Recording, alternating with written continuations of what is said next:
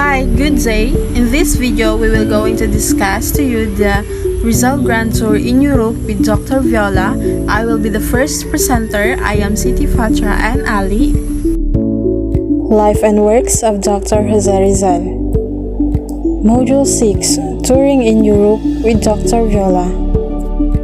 At the end of the topic, the student should be able to identify the important places and landmarks in Prague did Rizal and Viola visit, and respect the value, the culture of the others. After the publication of Noli Me Tangere in Berlin, Dr. Jose Rizal and Dr. Maximo Viola left the city on May 11, 1887. So, who is Dr. Maximo Viola? October 17, 1857, Maximo Viola was born. A physician and a municipal councilor who financed the printing of Dr. Jose Rizal's novel Noli Me Tangere was born in San Miguel, Bulacan. After the publication of Noli Me Tangere, Rizal planned to visit the important places in Europe. Dr. Maximo Viola agreed his traveling companion. First, he and Viola visited Potsdam, a city near in Berlin. So this is the image of Potsdam in Germany, which Dr. Jose Rizal and Dr. Maximo Viola visited first. So from there, the tour began. At the dawn of May 11, 1887, Rizal and Viola, the two brown-skinned doctors on a rooming spree, left Berlin by a train. Spring was an ideal season for travel. Their destination was in Dresden, one of the best cities in Germany. The city has a botanical garden, monuments and landmarks maintained with their aesthetic, and museums were beautiful work of art. Rizal and Viola visited Dr. Adolf B. Meyer, who was overjoyed to see them. Dr. Adolf B. Meyer was a German anthropologist, ornithologist, etymologist, and herpetologist in Dresden. In the Museum of Art, Rizal was deeply impressed by painting of Prometheus Bound. They also met Dr. Jagor and heard their plan about limerits in order to see Blue Retreat. He advised to wire Blue Retreat because the old professor might be shocked of their visit. Dr. Jagor is a German scientist traveler who visited the Philippines in 1859-1860. The first meeting with Blue Retreat.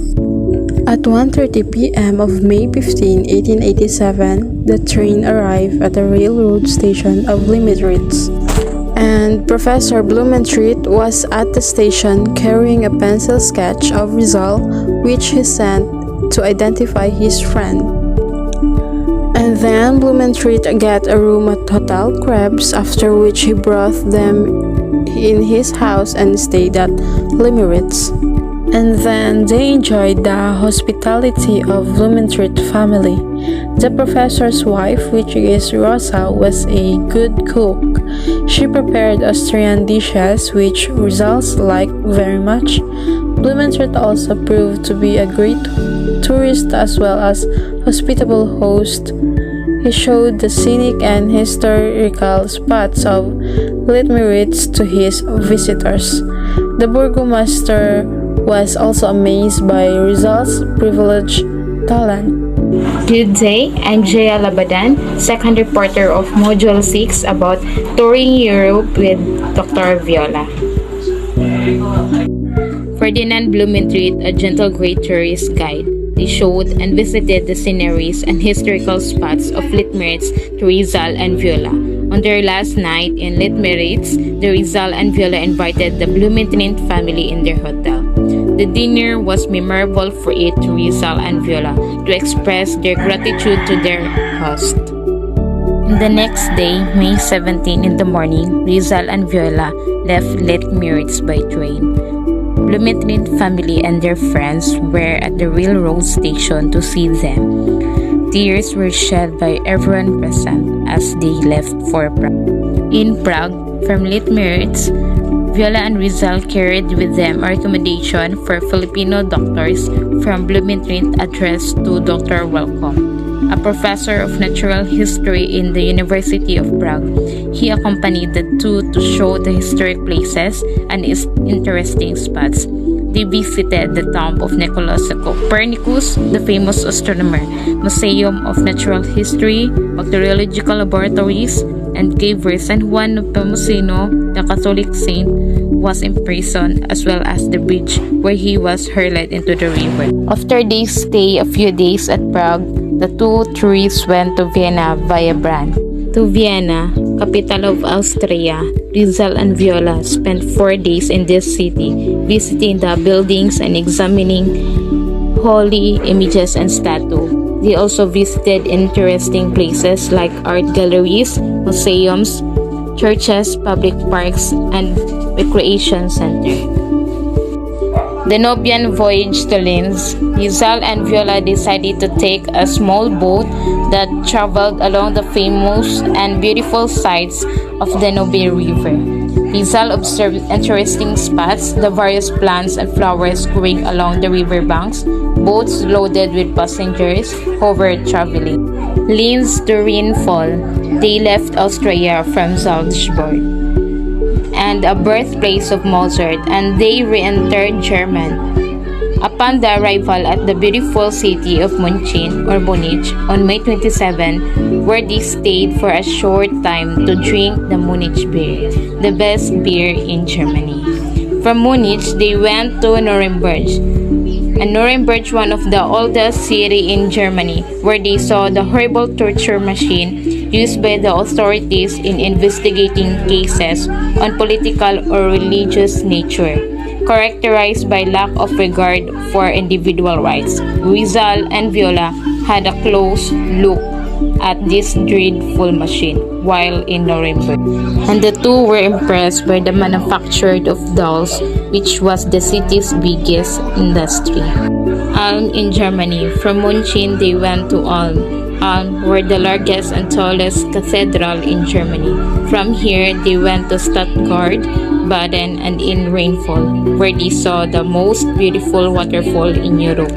In Switzerland, in the past of June, Rizal and Viola crossed the Swiss border from Rheinfall to Schaffhausen, Switzerland. They visited Basel, Bâle, Bern, and Lausanne. After that, they disembarked at Geneva. Geneva, one of the most beautiful cities in Europe, visited by tourists every year. The people of Geneva speaks French, Italian, and German. Rizal and Viola spent some exciting boat trips. Rizal showed his skills in rowing and steering a boat, which he acquired during his boyhood days.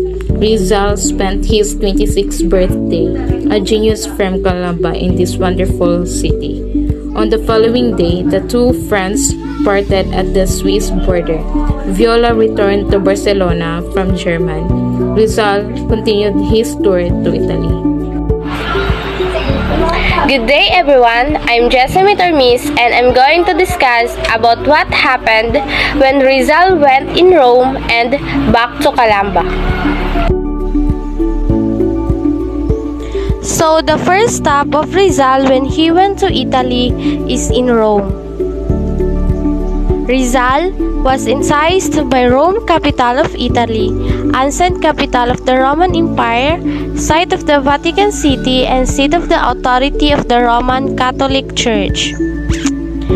He went to view St. Peter's Dome by Michelangelo and Giacomo della Porta, and St. Peter's Basilica, the first known Christian church dedicated in 326 AD by Emperor Constantine.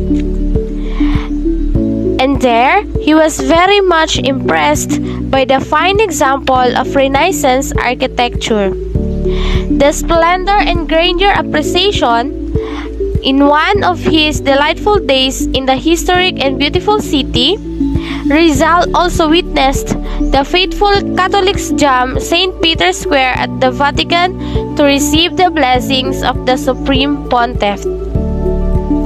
He was deeply touched by the outpouring manifestation of faith by the Catholics on the Supreme Being. While in the Vatican, he took advantage of the fiesta of Saint Peter and Saint Paul. So on June 27, Rizal wrote 2 letters from Rome, one to his parents and the other one to his friend Blumentritt. But in spite of his 5 years sojourn in Europe, Rizal still remained a true Filipino in soul and at heart.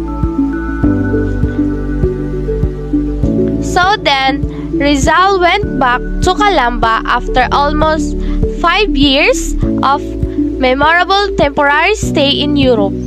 He left Rome by train, helped for Marseilles on July 3, 1887. He boarded at Gemna. It is the ship nung pagpunta niya sa Europe 5 years ago.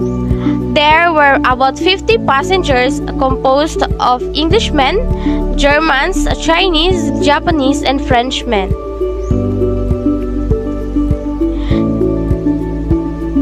He slept on the upper deck, heard soft music, and played chess with other passengers. So since Rizal was the only one passenger in the boat who could speak many languages, he acted as interpreter for Germans, Japanese, Chinese, and Italian.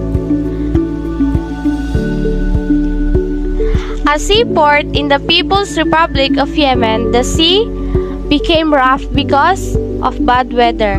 So during sa kanyang pagpunta, Rizal experienced a bad weather. So then, at Saigon on July 20, he transferred to the SS Hafo, which reached Manila on August 6. He sent letter to Blumentritt of his homecoming. Then he said, "I had a pleasant voyage, found my family enjoying the best of health, and our happiness was great in seeing each other again. They shed tears of joy, and I had to answer the 1,000 questions at the same time." So Rizal's family was apprehensive about his safety, so Pasiano did not leave him after his arrival to protect him from any untoward incident. Even his father did not allow him to go out alone because something bad might happen. Then during his stay in Calamba, he opened a medical clinic, and his first patient was his mother. With the adequate knowledge about science of ophthalmology and his surgical skill acquired in the best eye clinic in Europe, Rizal successfully removed the cataract from his mother's eyes. So, he cured the sick, performed operations, and visited many patients in Calamba and neighboring towns. Rizal became famous as an eye specialist and surgeon, and even called Dr. Oliman because he was mistaken by the ignorant fox for a German. So within a short time, he was able to earn $900 as a physician. Rizal was different from many successful medical practitioners because he did not selfishly devote all his time to enrich himself. He even opened a gymnasium for the young men in Calamba and introduced various European sports. Then afterwards, the summon happened in Malacanang, to be reported by Reggie Paculanang. Good day everyone, I am Raji Gonzaga Paculanang, the last reporter of Topic 6, and here is my report. Summoned to Malacanang, A month after he returned to Calamba, Rizal received a letter from Governor General Emilio Tirero to come to Malacanang. The Governor General informed Rizal that the Noli Me Tangere caused much uproar among the government authorities, but Governor General Tirero saw nothing wrong in the novel. Don Jose Tavial de Andrade, a lieutenant of the Civil Guard of a noble family who can speak English and French and could draw pretty well. Don Jose Tavial de Andrade is the bodyguard of Rizal that Governor General Terrero gave. This bodyguard is the one to protect Rizal during the duration of Otter's stay here in the Philippines. Governor gave Rizal a bodyguard because Rizal might be in danger because of the friars were very powerful since the Noli Me Tangere is now an issue to the authorities. Powerful enemies.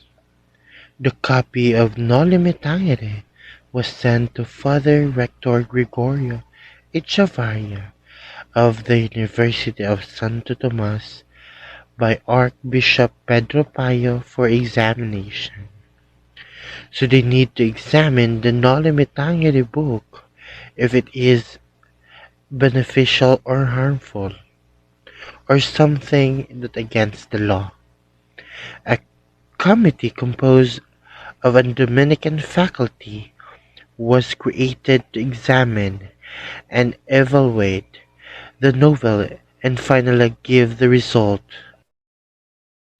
The committee found the book scandalous to the religious order, impious, subversive to public order, and libelous to the government of Spain and its political policies in the Philippines. So the enemy of Rizal is very happy because of the novel. Noli Me Tangere is absolutely prohibited according to the committee. But the banning of the Noli only served to make it more popular. Most of the Filipinos got hold the copy of the book or the novel Noli. They read it secretly. Calamba's agrarian problem. The chief executive ordered a government investigation of the friars' estate to look into the sources of the agrarian problem in Calamba. One of the friar estate affected was the Calamba hacienda owned by Dominican order. The Governor General ordered the civil governor of Laguna Province, directing the municipal government of Calamba to investigate the agrarian condition in their jurisdiction. The tenants of Calamba listed their legitimate grievances against the hacienda management and sought the help of Rizal. The findings, which were formally submitted to the government for the appropriate action. First, the hacienda of the Dominican order comprised not only the lands around Calamba, but the town of Calamba. Second, the profits of the Dominican order continually increased because of the arbitrary increase of the rental paid by the tenants. Third, the hacienda owner never contributed a single centavo for a celebration of the town fiesta, for the education of the children, and for the improvement of the agriculture. Fourth, tenants who had spent much labor in clearing the lands were dispossessed of said lands for flimsy reasons. Fifth, high rates of interest were arbitrarily charged the tenants for delayed payments of rental, and when the rentals could not be paid, the Shenda management confiscated their work animals, tools, and farm implements. It should be noted that there was no action taken by the government on the legitimate grievances of the tenants in Calamba. What was even unfortunate, the Dominican friars, in their relation, persecuted the helpless tenants. The Calamba tenants sought government protection from the friars, wrought and through the help of Rizal submitted a petition about their helpless plight to Malacanang Palace, but the friars were so powerful at that time, and no government action was made. Rizal leaves Calamba. Rizal was compelled to leave Calamba because his stay might expose his family and friends to danger, causing worry and anxiety, and perhaps he could better expose the excesses of the government and the greedy, ruthless friars through his pen in the foreign countries. Rizal decided to leave Calamba, according to him, that he can expose his enemy through his pen. Governor General Terrero advised Rizal to leave Philippines for his own good. On September 1887, he wrote his bosom friend Blumentritt and told him that he was decided to leave his own country again and return to Europe simply because his powerful enemies made his stay endurable.